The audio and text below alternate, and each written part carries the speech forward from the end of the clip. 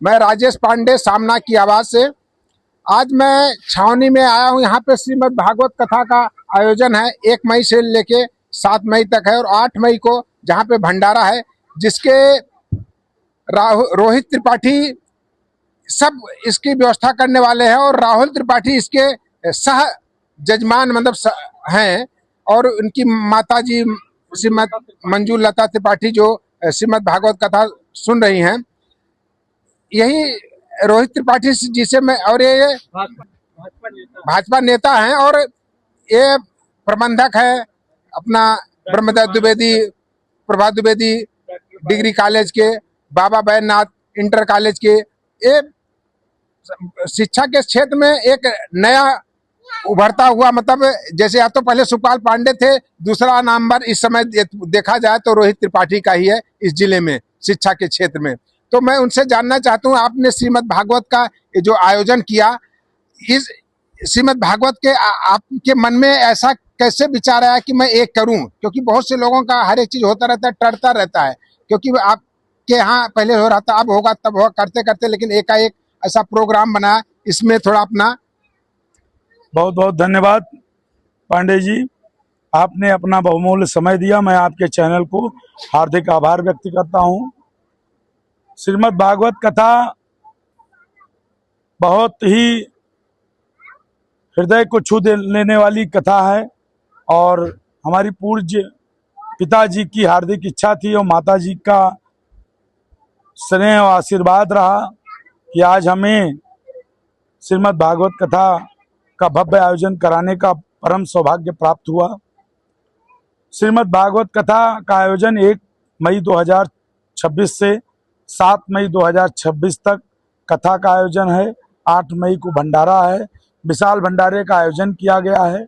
यहाँ पर उपस्थित होने वाले सभी भक्तों को मैं हृदय के गहराइयों से बहुत बहुत हार्दिक धन्यवाद प्रेषित करता हूँ।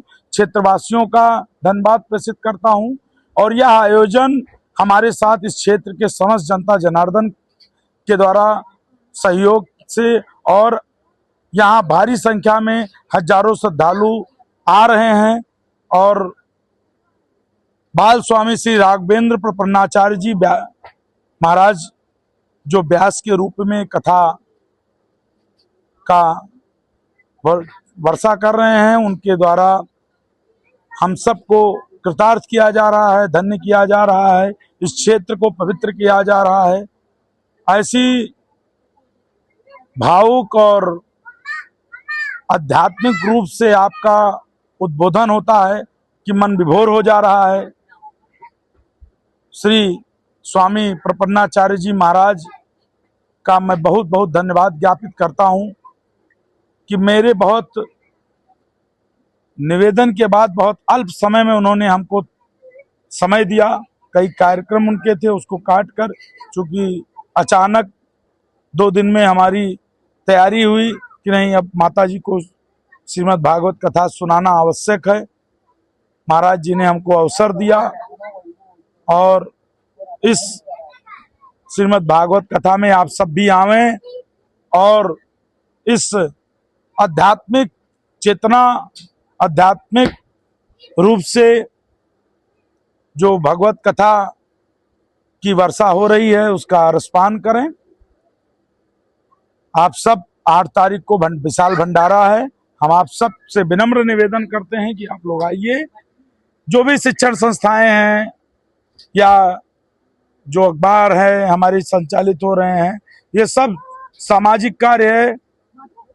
एक प्रकार से समाज को आगे बढ़ाने के लिए, समाज को जागृत करने के लिए, समाज को शिक्षित करने के लिए, जैसा कि पांडे जी ने बताया, पूज्य बाबूजी स्वर्गीय सुखपाल पांडे जी हम लोगों के मार्गदर्शक थे और उन्हीं की प्रेरणा है, हमारे पूज्य पिताजी डॉक्टर मायाशंकर त्रिपाठी जी के आशीर्वाद से आज ये सारी संस्थाएं संचालित हो रही हैं। इसलिए आप सब आवें और इस श्रीमद् भागवत कथा का रसपान करें। बहुत बहुत धन्यवाद। और इसी कड़ी में, क्योंकि यहाँ पे 1 तारीख से चालू, आज तीसरा दिन है और प्रसाद के बाद यहाँ पे महाप्रसाद का भी व्यवस्था है। ये मैं पूछना चाहता हूँ, आपके मन में ऐसा क्यों आया कि सब जगह पे ज्यादातर जहाँ पे सब जहाँ पे केवल प्रसाद ही रहता है, आपके यहाँ प्रसाद उसके साथ साथ में महाप्रसाद का भी आयोजन है।